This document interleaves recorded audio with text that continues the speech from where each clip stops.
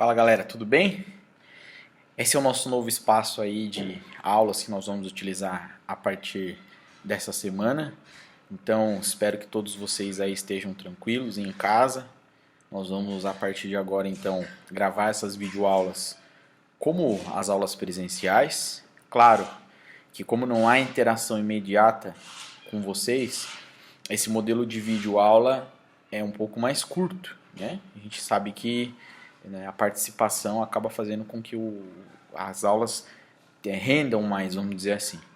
Mas de qualquer forma, a partir de agora então, eu vou pedir para que vocês criem uma rotina de organização. Claro que o modelo à distância ele permite que vocês se organizem.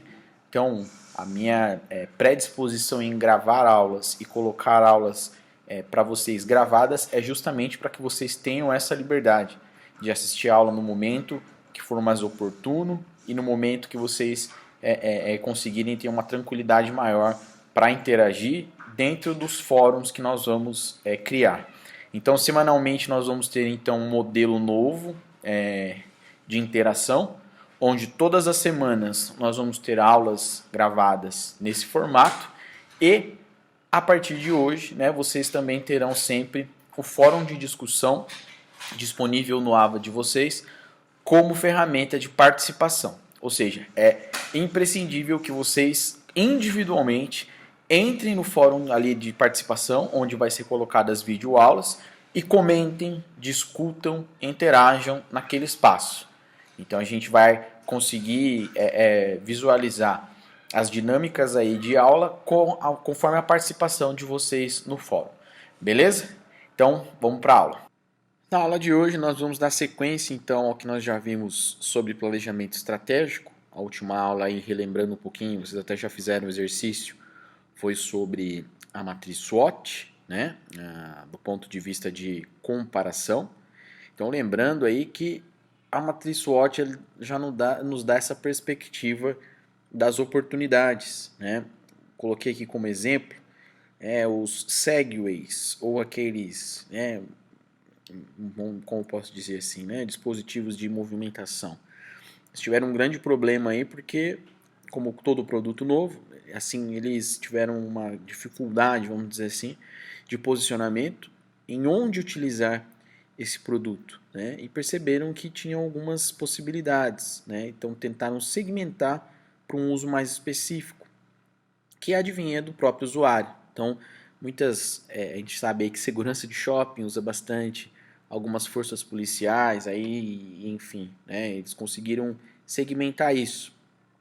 Outro uso aí, bastante, vamos dizer assim, assertivo para o Segway, estações de esqui aí, né? Onde ele consegue, com um equipamento um pouco mais reforçado, atender as necessidades do usuário, né? Mais uma vez, né, a gente tinha um bom produto, mas eu preciso entender qual é a real necessidade do meu usuário, a oportunidade que está no ambiente, está fora aí do meu escopo do ambiente interno. Bom, vamos lá.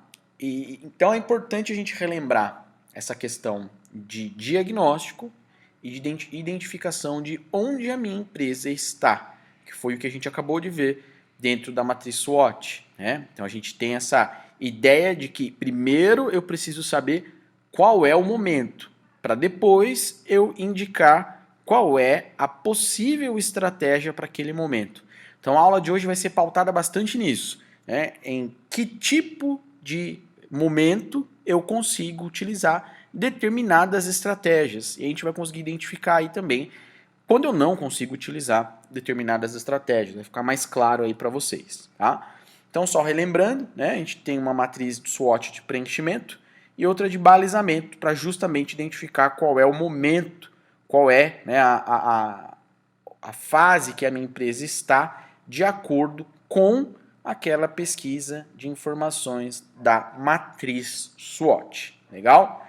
Então, fiz essa tabelinha aí comparativa, levantei as informações, já sei qual é o momento, eu consigo já identificar qual é a possibilidade, né? Quais são as possibilidades e as estratégias que vão funcionar, né? E aí, lógico, né? Quando nós temos uma empresa que é pioneira, que ela lança algum produto inédito, né? O crescer aí com essa empresa é algo muito natural, porque o seu público não conhece. Porém, tem todo um esforço de comunicação e marketing quando a gente começa qualquer tipo de produto ou empresa do zero, né? Claro que dentro dessa ideia de colocar um produto novo no mercado, nós temos então essas duas variáveis, né? Primeiro, né, o tempo, que vai apertar, vamos dizer assim, as minhas possibilidades de acordo com o que realmente o mercado exigir. Então eu tenho competidores, né, que é a segunda variável aí, que são os seus próprios concorrentes, né? Então eles vão querer fazer, vão querer responder aquilo que você colocar no mercado, né? E aí, claro, né, conforme a gente teve uma competitividade cada vez maior, várias empresas aí acabaram perdendo essa capacidade de inovação, né, de evoluir e de colocar algo que pudesse ser competitivo no mercado. Então, a ideia de trazer essa fala aqui para vocês é elucidar isso, que deve ficar bastante claro a partir daqui, que pode ser aí que caia, né, em algumas provas aí daqui para frente, né? A função principal do planejamento, né? O planejamento estratégico, ele é uma ferramenta que tem como função aí manter a empresa no mercado, né? Eu planejo de longo prazo, planejamento não pode ser de curto prazo, eu planejo pelo menos aí durante um ano, né? Então eu tenho aí como função do planejamento fazer com que essas minhas ações sejam ações sustentáveis, trabalhar com a expectativa desse meu consumidor, né? Então daí desse planejamento pronto, eu consigo continuar as minhas ações pontuais que podem sim ter um resultado de curto prazo. Legal? Então, recapitulando, né? Função estratégica aí do planejamento é a sustentação de mercado, sustentação da empresa no mercado, né? Então, essa ideia de sustentação, de manter a empresa viva no mercado, ela dá para a gente uma segunda forma de análise, né? A partir aí daquelas análises que foram feitas, foram iniciadas através da matriz SWOT, mas a gente tem uma segunda ferramenta que pode ajudar a gente nessa identificação do momento em que a empresa se encontra, que é o chamado ciclo de vida do produto, né? Ou de um serviço ou de uma marca. Então, de uma forma muito simplificada, né? Vamos mostrar aqui para vocês o gráfico, a gente vai ver isso de uma maneira bem mais detalhada. Mas é importante, né, a gente relembrar que o ciclo de vida do produto ele é caracterizado dentro dessa... um vetor, né, vocês estão vendo aí, é um gráfico vetorial, e o meu vetor ele tem duas variáveis aqui. A primeira é o fluxo de caixa, o quanto eu estou tendo de retorno com esse meu produto, marca ou serviço. E o meu segundo vetor, né, a minha segunda variável aqui, é o tempo, né? Então, eu vou, de acordo com essas duas variáveis, identificar cada uma dessas fases para a minha empresa, tá? E aí é o que a gente fala muito, essa questão do timing, né? Eu consigo encontrar o tempo certo para lançar uma ação no mercado se eu conseguir identificar corretamente em que momento eu estou e qual a necessidade dessa ação entrar no ar, né? Então é muito importante a gente lembrar aí, né, do timing. Se eu tenho aqui, né, ameaças, pontos fracos, declínio, ameaças, pontos fortes, maturidade, oportunidades e pontos fracos, crescimento, e oportunidades e pontos fortes, introdução. Então, percebam que eu consigo utilizar a SWOT, que vocês acabaram de aprender, para identificar qual é o momento no ciclo de vida do produto. Então, não são ferramentas que a gente utiliza de uma maneira separada, tá? A gente vai acabar utilizando elas combinadas, né? Com a minha SWOT, eu consigo identificar exatamente qual é o momento dentro do ciclo de vida do produto. Vai fazer muito mais sentido a partir de agora, né? Nós temos aqui os 4 estágios: introdução, crescimento, maturidade e declínio, né? E a gente vai identificar então cada um desses estágios a partir de agora. Primeiro, né, desses estágios, a introdução do meu produto. É um produto novo, está entrando agora no mercado, então gera muitas incertezas, não temos experiência no seu usuário, né? Os custos serão muito altos, porque no início você tem toda uma parte estrutural que está sendo gerando, na verdade, despesas, você tem, além, né, dos custos fixos, toda essa parte de estrutura. Além disso, né, se ninguém conhece a sua marca, você vai precisar iniciar um trabalho de comunicação de marketing, que custa caro, né? Um trabalho de comunicação dentro do marketing aí exige bastante esforço para que as pessoas pelo menos conheçam aquilo que você está falando. Então a gente está falando do ponto de vista completamente estrutural mesmo da comunicação. Eu preciso de um logotipo, eu preciso de um slogan, eu preciso de uma fachada, eu preciso de uma comunicação visual, eu preciso de embalagem. Então tudo isso daí gera custo, né?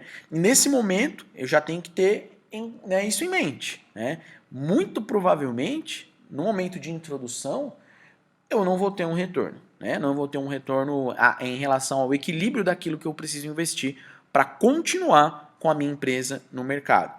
Então eu vou acabar lidando com concorrência, né? Porque se é um mercado novo, eu estou colocando a minha empresa, outras empresas também vão querer entrar nesse mercado, né? Eu preciso inovar para conseguir me destacar apresentando um diferencial nesse mercado. Então eu preciso ter muito foco, né?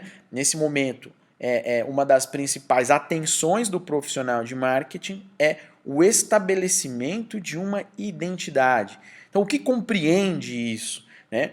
Todo tipo de estímulo, seja de comunicação de marca ou seja de experimentação do seu produto, para que o seu consumidor conheça de uma maneira gerenciada esse produto. Então, o meu esforço de marketing é fazer o consumidor conhecer esse meu produto novo, já que eu estou no momento de introdução do produto no mercado, né?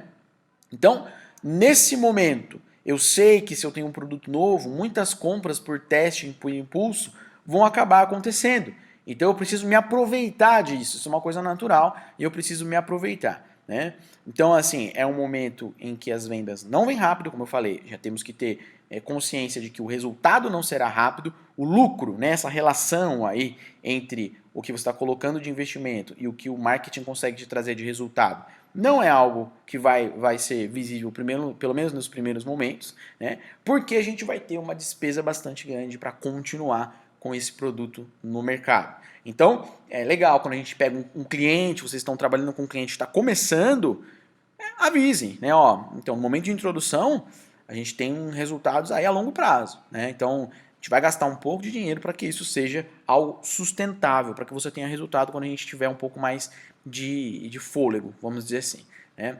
E aí nós temos uma das possibilidades, na verdade é uma das mais fáceis, porque não exige muita produção de material, né, dentro dessa ideia de introdução do produto, são as estratégias de precificação. Ou seja, eu posso de uma maneira proposital usar o preço estrategicamente para poder deixar claro o que eu quero com esse produto no mercado.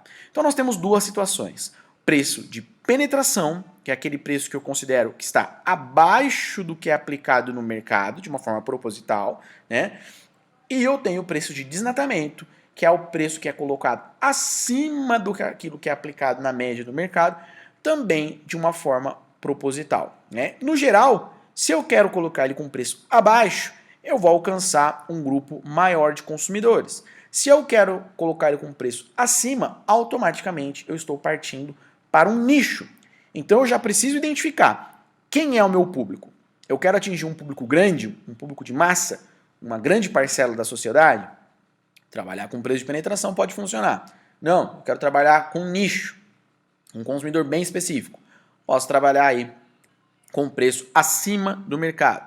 É importante a gente relembrar, né? Essa visão tem que ser a longo prazo. Eu tenho que ter muito cuidado quando eu trabalhar com preço, né? Porque isso pode meio que atrapalhar também a percepção do seu consumidor. Tá? Então vamos lá falar sobre cada um deles. A penetração rápida, né, é quando eu tenho lá uma promoção intensiva combinada com um preço baixo. Quando eu utilizo isso? Quando eu quero justamente acelerar as vendas. Então, eu estou colocando um produto novo no mercado, eu combino um esforço grande de comunicação com preço baixo, com uma atratividade na relação ao preço, abaixo do mercado, e eu vou ter, com certeza, um resultado rápido. Eu consigo fazer com que muitas pessoas experimentem meu produto, já que é esse o objetivo, né? Então eu tenho lá, como muitas empresas no varejo fazem, usando esse exemplo aí, né? Promoção bastante nos veios de comunicação e coloca um preço abaixo do mercado. Penetração lenta é a mesma coisa em relação ao preço, só que eu vou inverter a comunicação, né? Então, quando eu faço isso? Quando eu tenho uma pouca capacidade de produção ou quando simplesmente eu quero testar o produto e não colocar tudo já no mercado. Eu quero ter um resultado inicial primeiro para entender como é o meu usuário, entender como é a experiência desse usuário. Eu vou acabar oferecendo esse produto com um preço baixo, mas eu não preciso comunicar tanto. Eu preciso testar primeiro, tá? Então eu tenho essas duas opções quando eu trabalho abaixo do preço de mercado. Desnatamento, quando eu trabalho com um preço mais alto, desnatamento rápido, quando eu coloco um preço baixo e muita comunicação, né, muita promoção, eu tenho ali um mercado bem específico, né, como por exemplo aqui celulares de última geração. Né, não é todo mundo que vai comprar, mas eu preciso de um resultado rápido, eu preciso pensar muito no meu produto e no meu público. E o desnatamento lento é quando eu tenho um preço alto e pouca promoção. Geralmente é quando nós temos aí uma elitização do produto. Exemplo aí, carros de luxo, né, alta costura, se utiliza bastante disso. A gente não costuma ver lançamentos em lugares muito visualizados, são lançamentos específicos, porque o público é bastante específico. Né? Então eu vou acabar gastando um dinheiro alto também, né? Isso não significa que vai ser uma coisa econômica, mas porque o alcance será muito menor. Né? E agora nós vamos para o crescimento, que é o segundo estágio do nosso ciclo de vida do produto. Tá?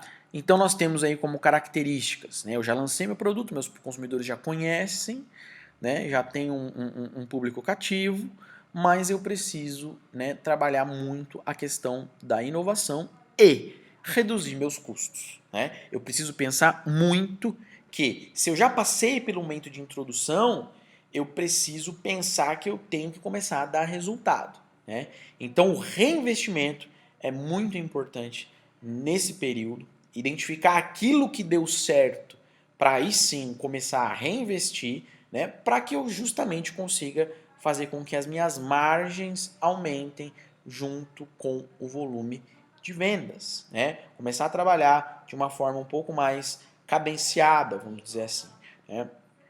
Então, eu já comuniquei do meu produto na introdução, agora eu consigo ter um lucro um pouquinho maior, consigo trabalhar isso de uma forma um pouco mais interessante, trabalhar as margens individuais do produto, como a gente falou no slide anterior, né? E eu tenho possibilidades de expansão, né? Algo que pode ser explorado, algo que eu preciso observar como oportunidades. Né? Então eu tenho vendas crescentes, eu consigo identificar essas vendas crescentes, né? E também vai trazer concorrentes, porque eles vão identificar que você está fazendo o seu negócio prosperar. Né? Então, qual é o foco das minhas ações de marketing nesse momento de crescimento?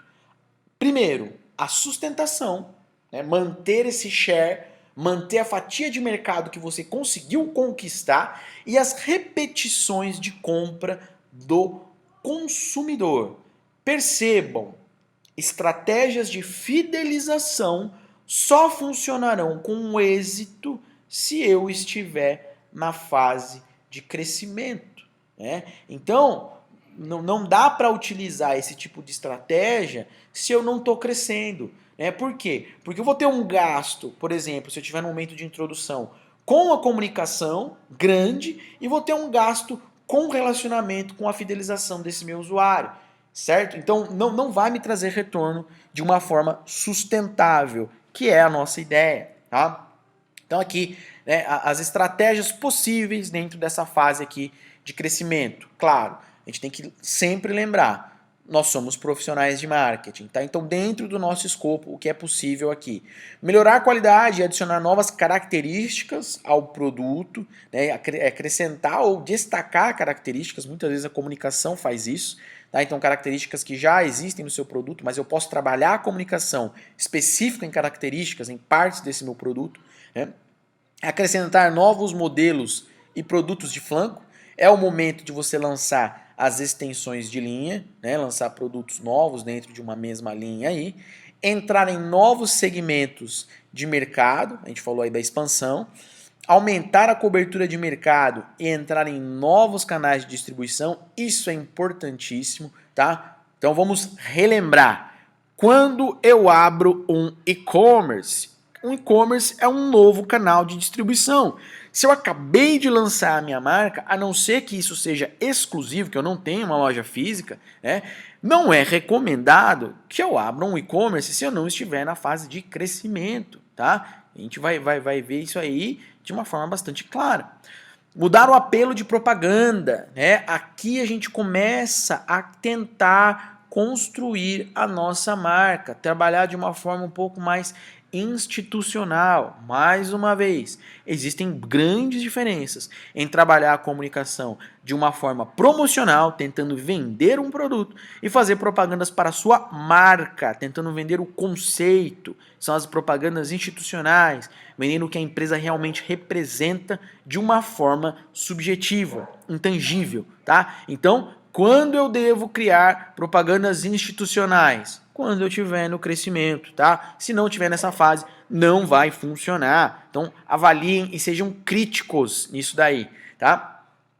Reduzir preços para atrair novos consumidores. Isso aqui tem que ser usado com muita cautela, porque para atrair novos consumidores, eu tenho que tomar cuidado com os consumidores que eu já possuo, tá? Então não é trabalhar de uma forma generalizada com estratégias de preço, como a gente viu na introdução. É para atrair novos consumidores, tá legal? E por último, a segmentação demográfica, trabalhar aí com um público mais específico dentro aí das características do seu público, tá? Dentro do que você pode trabalhar como seu público.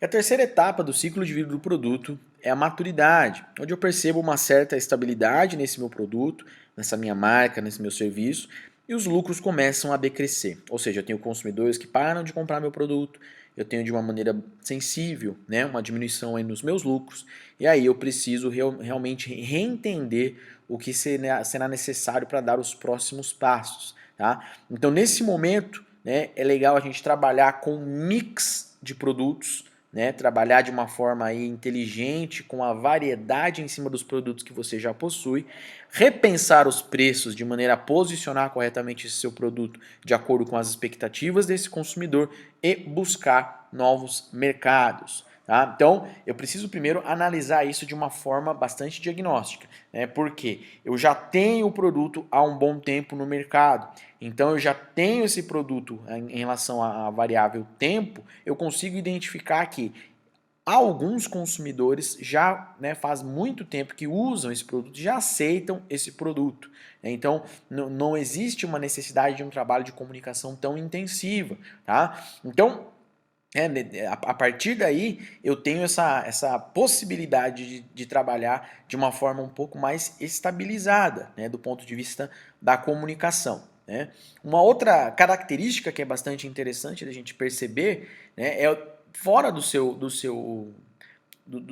ambiente interno, no ambiente externo eu começo a perceber empresas fechando, eu começo a perceber pessoas desistindo desse mercado. Isso demonstra que eu estou em um momento de maturidade, né? Não existe mais uma competitividade tão acirrada, né? Então, automaticamente, né, o volume de vendas, e aí eu tenho uma questão um pouco mais estável em relação à minha concorrência. Se eu não tenho uma competitividade tão grande, eu começo a ter um mercado um pouco mais estabilizado. Né? E aí, isso não é uma coisa tão positiva, tá? Porque ele vai começar esse lucro, esse resultado, entrar em declínio, porque você vai ter, né, momentos aí que você vai ter que investir no marketing e o mercado não vai responder, porque não é um mercado que cresce, é um mercado estável. Né? Então, eu preciso lembrar aí desses meus consumidores fiéis que vão repetir as minhas compras. Né? Então, nesse momento de maturidade, né, eu tenho também como consequência, né, os meus concorrentes competindo de uma forma muito mais de igual para igual, né? Porque eles vão descobrir as características do seu produto de uma forma promocional e o que o seu consumidor mais deseja.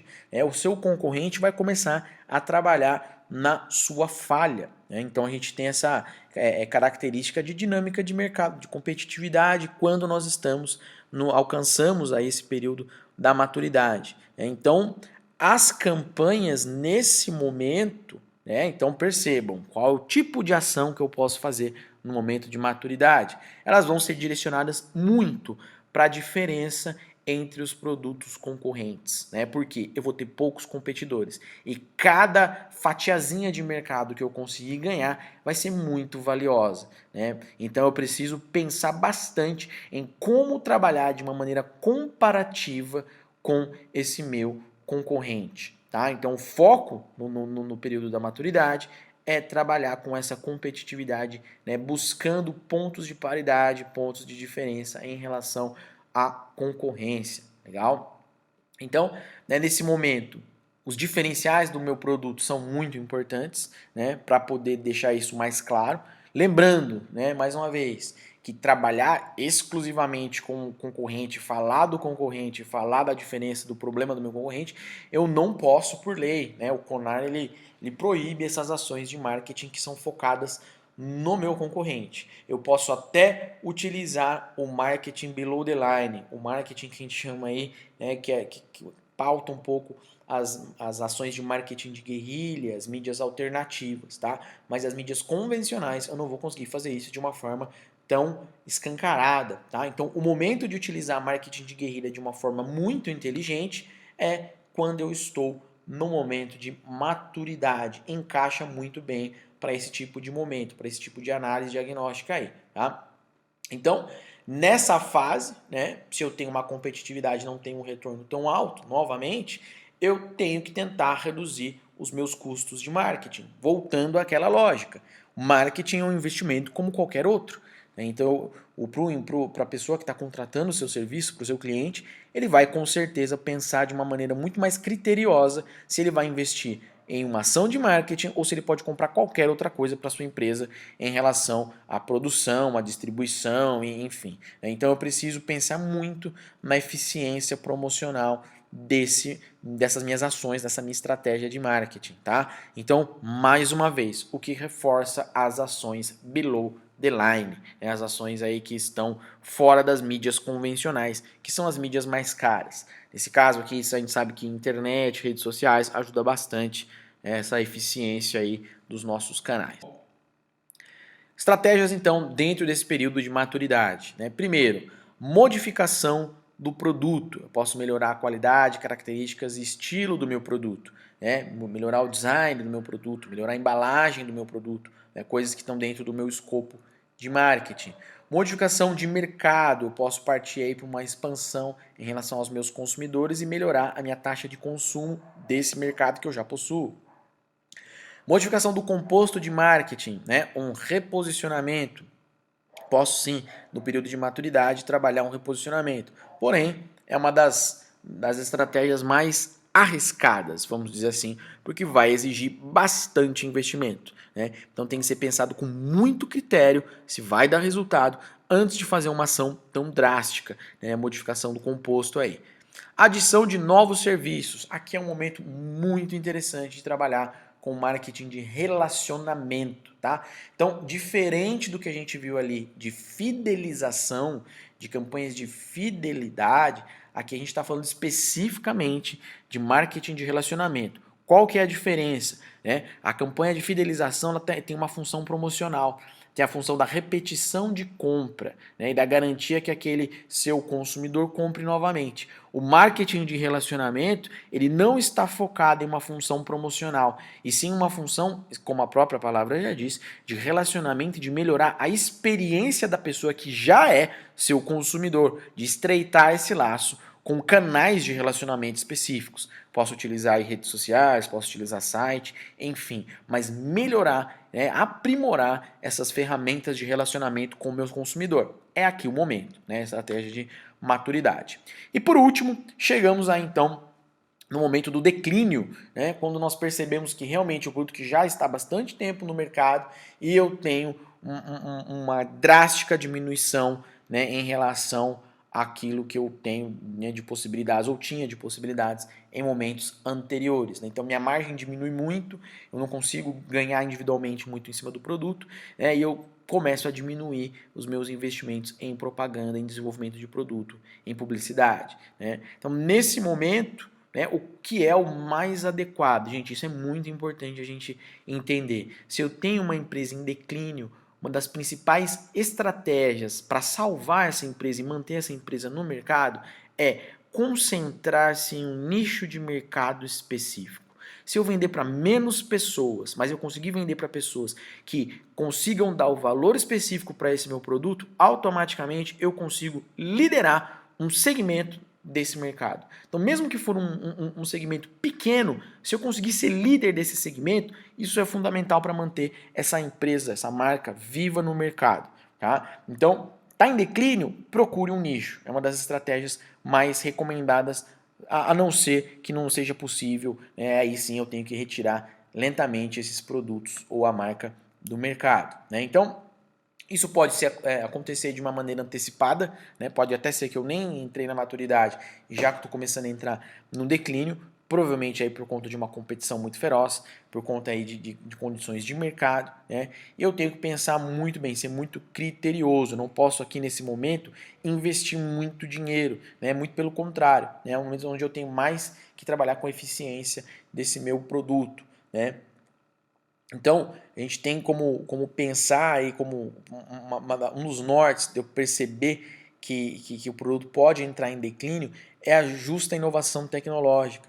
Né? Por quê? Porque eu tenho aí produtos que têm base de tecnologia, uma possibilidade muito grande de declinarem durante o tempo, porque a tecnologia é algo volátil. O que funciona hoje pode ser que daqui a 2, 3 meses já não seja algo que funcione tão bem, ou que tem uma inovação nova no mercado que vai substituir aquilo que já existia. Então, se eu trabalho com um produto de tecnologia, se eu trabalho com uma empresa que depende de tecnologia, eu tenho que estar muito atento com esse tipo de possibilidades. Se eu desconsidero essa inovação, automaticamente eu vou cair nessa situação de declínio. Né? Aqui como exemplo que eu coloquei aqui, né? Uma coisa que vai acabando por substituir a outra. Né? Um computador, um produtor de texto de um computador substituiu as máquinas de escrever. Não tinha como eu manter aquele tipo de produto no mercado. Né? O CD com as fitas cassete, os MP3 com os CDs, o streaming com o MP3. Né? Então a gente tem aí tecnologias substituindo outras tecnologias. Isso é uma coisa natural. Né? Então nesse momento eu preciso me preocupar muito com os dois aspectos negativos. Atenção às ameaças do ambiente, muita atenção com tecnologia e com coisas que eu não tenho controle e trabalhar os meus pontos fracos, né? Porque são as duas variáveis mais latentes da sua análise diagnóstica. Tá? Então, eu tenho como objetivos, então, primeiro, identificar os meus pontos fracos, né? E aí eu posso optar aqui por essas três questões, manter, modificar ou abandonar aquilo que dentro do meu ambiente interno a gente pode perceber como algo negativo, ponto fraco. E para o meu investimento, né, eu tenho aqui com algumas possibilidades, retrair seletivamente, ou seja, de uma forma consciente, escolher aquilo que é prioridade e pode dar resultado, aquilo que deve ser mantido, modificar aquilo que realmente eu consigo visualizar que seja possível recuperar ao máximo e o abandonar, aí sim, devagar eu vou retraindo até que o próprio mercado, né, não, dessa negativa que o seu produto não tem mais necessidade de ser colocado à disposição. Então, por que eu preciso fazer isso de uma maneira gradativa? Né? Com certeza, se você ainda possui consumidores que usam esse seu produto, que tem algum tipo de relacionamento de consumo com esse seu produto, tirar o produto de uma vez do mercado pode romper qualquer tipo de relacionamento e expectativa que ele tinha com a sua marca. Então vale lembrar, os produtos são mais do que simplesmente objetos. As pessoas buscam satisfação das suas necessidades. Ela cria um relacionamento com com aquilo que é intangível da sua marca ou do seu produto. Se de uma forma abrupta eu tiro o produto do mercado, automaticamente eu vou estar quebrando uma cadeia de relacionamento com o meu consumidor. Qual é a consequência disso? Se porventura eu precisar trabalhar com a mesma marca ou com, né, algum tipo de produto relacionado àquilo que foi descontinuado ou eliminado, eu vou ter uma dificuldade muito maior. Tá? Então essa retração, essa eliminação tem que ser feito de uma maneira gradativa. Eu não posso simplesmente trocar um produto por outro se eu achar que ele está dando errado. Tá? Isso pode ser bastante equivocado. Tá? Então a gente tem alguns exemplos aí que eu acho que a gente sempre costuma dar exemplo positivo da Coca-Cola. A Coca-Cola é um produto, é uma marca, na verdade, né? Não é só um produto, mas é uma marca que sempre é até complicado utilizar como exemplo. Né? As ações de marketing são muito bem sucedidas. Mas aqui a gente vai dar um exemplo de algo negativo que a Coca-Cola sofreu na década de 80. Né? Em pesquisa, justamente nessa época aí, a Coca-Cola a gente sabe que é um produto líder no mercado global, mas na década de 80 ela teve um declínio bastante grande, especificamente no público americano. Né? O público americano começou a consumir muito mais Pepsi em relação à Coca-Cola, porque eles tinham aí como justificativa que o consumidor americano gostava mais de Pepsi, o tipo de adoçante que era utilizado, né, para poder deixar a Coca-Cola, a Pepsi com um sabor mais agradável. Né? Então a Coca-Cola usava um tipo de açúcar e a Pepsi usava outro tipo de açúcar. Né? Se eu não me engano, a Coca-Cola usava o açúcar de milho, enquanto a Pepsi usava o açúcar que a gente conhece aqui como o açúcar de cana-de-açúcar. Né? E aí a Coca-Cola, em pesquisa, percebeu que esse era o problema, né? Tinha um problema técnico no produto, e simplesmente resolveu substituir o produto que estava no mercado por um produto com um sabor diferente. E o que aconteceu? Né? Como consequência, eles descontinuaram de uma hora para outra um produto, né? Percebendo que tinha um declínio desse produto. O consumidor que já consumia Coca-Cola, ele parou de consumir porque o gosto já não era mais o mesmo. Ou seja, eu, mesmo tendo um declínio, eu ainda tinha consumidores que gostavam do meu produto. E o grande problema é que os consumidores da Pepsi não deixaram de consumir Pepsi, né, por conta dessa nova Coca-Cola. Então foi um tremendo tiro no pé da marca no lançamento desse produto. Como consequência, né, aí que está essa imagem aqui, vocês estão vendo que tem um Classic aqui embaixo.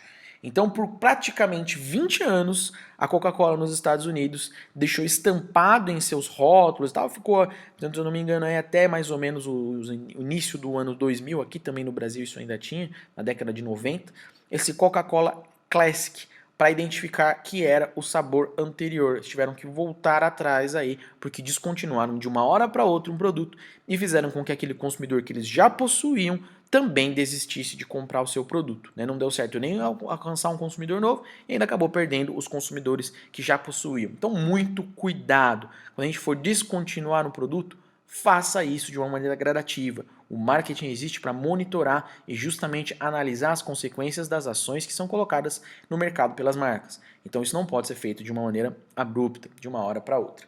E, por último, né, a exploração final do produto. Né, quando eu vou deixar à disposição um produto especificamente para um tipo de consumidor que é muito, muito, muito segmentado.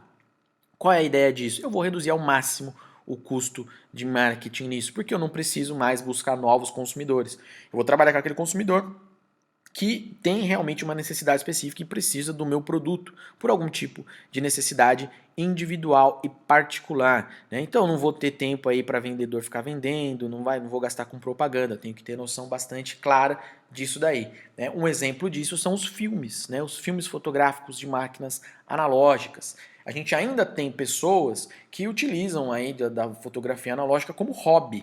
Agora, isso é um segmento bastante específico. Eu não vou encontrar, como eu faria há 15 anos atrás, uma gôndola de supermercado, um monte de filmes fotográficos pendurados. Né? Isso não existe mais. Agora, se eu tenho essa necessidade específica, se eu sou um hobbyista, por exemplo, eu gosto de fotografia analógica, eu vou ter que ir atrás de encontrar esses filmes e com certeza vou pagar um preço muito maior do que eu pagaria no varejo comumente. Agora, é o custo desse tipo de produto. Por que para uma empresa isso ainda é algo eu vou manter esse produto aqui no mercado. No caso específico, né, vamos falar aqui desse exemplo, da Fuji, né, isso demonstrava know-how. Né, foi uma empresa que conhecidamente, né, teve aí a sua história pautada na revelação de filmes fotográficos, né? Diferentes aí da Kodak. Né? Então a Fuji resolveu continuar com aquilo que era mais forte, que é justamente a questão dos filmes fotográficos, né? E deu um apoio bastante grande aí para as empresas que trabalhavam com revelação digital, focou especificamente nesse mercado, nicho, né? Fez muito bem a lição de casa do marketing, enquanto a Kodak resolveu apoiar os seus esforços de marketing em produtos completamente novos que ela não tinha o know-how, que foram as câmeras fotográficas. Né? Então, de uma hora para outra, lançar produtos novos não deu certo e a Kodak acabou falindo. Né? Por mais que tinha, né, ela também tinha uma história muito bacana no mercado, uma identidade muito forte com o seu consumidor, ela não soube utilizar da estratégia de marketing de uma maneira correta. Né? Não fez isso de uma maneira pensada. E agora nós vamos falar sobre os fatores de sustentação que podem ser utilizados como apoio estratégico das minhas ações. Vamos ver algumas diferenças aí. O primeiro fator de sustentação aí é o estilo ou a tendência. Então vamos diferenciar o que é uma coisa da outra. O estilo ou a tendência, ele é um momento, vamos dizer assim, a gente consegue perceber como uma expressão de um determinado tempo e que pode ser percebido em expressões diferentes, de áreas diferentes. Por exemplo, nós temos aí moradias como estilo colonial, estilo campestre, estilo rústico. Hoje em dia nós temos, né, o estilo nórdico, que é bastante utilizado de uma forma contemporânea. Né? Em roupas, a moda absorve bastante isso. Né? Na arte, a gente consegue identificar os estilos e tendências. Então eles podem durar bastante tempo, a gente consegue perceber que eu tenho várias áreas diferentes seguindo uma mesma vertente. Eu consigo fazer uma observação um pouco mais ampla, né? Como por exemplo aqui estilo de vida, a gente sabe, né, que também hoje em dia o estilo de vida a gente tem essa questão da vida saudável, da pessoa ter qualidade de vida, etc. Isso segue uma tendência. Por quê? Porque a gente consegue perceber isso influenciando várias áreas diferentes. Alimentação, cultura, atividade física, transporte, enfim. Isso acaba influenciando várias áreas. Então isso é um estilo ou uma tendência, tá? A segunda questão, o segundo fator de sustentação um pouco mais curto, que eu já tenho que ter um pouco mais de critério para utilizar, é a moda. Né? A moda é um estilo que é, de uma forma aceita e determinada aí por uma certa área, né? Vamos dizer assim, na própria alta costura isso é bastante adotado. Né? Então eu tenho lá um determinado estilo específico de uma forma um pouco mais curta que acaba sendo replicado, mas eu tenho uma área específica onde essa moda vai acabar atingindo. Então, por exemplo, aí, né, as roupas mais soltas da década de 80 foram substituídas por roupas mais largas no começo dos anos 90, depois, né, roupas mais fluorescentes, depois nos anos 2000 de novo voltou para roupas mais justas e agora a gente tem uma nova característica. E o que a gente precisa entender de uma forma bastante simples é que a moda é cíclica. Então eu consigo identificar padrões que voltam baseados em modas que já existiam anteriormente. Né? Então a moda ela é rápida, mas ela consegue ser prevista de uma maneira bastante simples com observação. Eu consigo observar o passado e consigo entender mais ou menos o que vai acontecer no futuro. Só que é um período um pouco mais curto do que uma tendência. Tá? E por último, o modismo, né, que eu preciso também diferenciar, que é a moda que é muito rápida. Né? Então, como eu consigo identificar a diferença aí da moda para o modismo? É que o modismo ele atinge o auge em muito pouco tempo. Né? Então, de uma maneira que ninguém consegue identificar muito bem, o modismo ele, né, ninguém sabe como surgiu, ele estoura de uma hora para outra, todo mundo aceita e gosta daquilo e da mesma maneira que isso atinge o seu auge, rapidamente ele vai decair. Uma característica básica de um modismo é que ele é extremamente indistinto. Eu não consigo perceber de uma forma padronizada o motivo pelo qual as pessoas utilizam ou gostam disso. Então, por exemplo, né, vamos pegar coisas no nosso passado, aí, o bichinho virtual, né, miniaturas de garrafa, lembram aí do spinner, que é uma coisa um pouco mais recente. Eu não tenho um perfil de consumidor, eu não tenho uma necessidade específica para que as pessoas compram ou utilizam aquilo, e da mesma maneira que aquilo é popularizado, ele vai acabar caindo em declínio bastante rapidamente, tá? Então eu preciso tomar cuidado com esses modismos, né? E aí, o principal nome aí de análise de tendências, a Fate Popcorn, depois vocês procurem aí no Google aí um pouquinho sobre ela, ela nos diz aí de uma forma bastante clara, o modismo, ele se refere a produtos, né? Eu consigo identificar que o modismo é específico de uma determinada solução, e a tendência é algo que leva os consumidores a comprar determinados produtos, e não um produto só.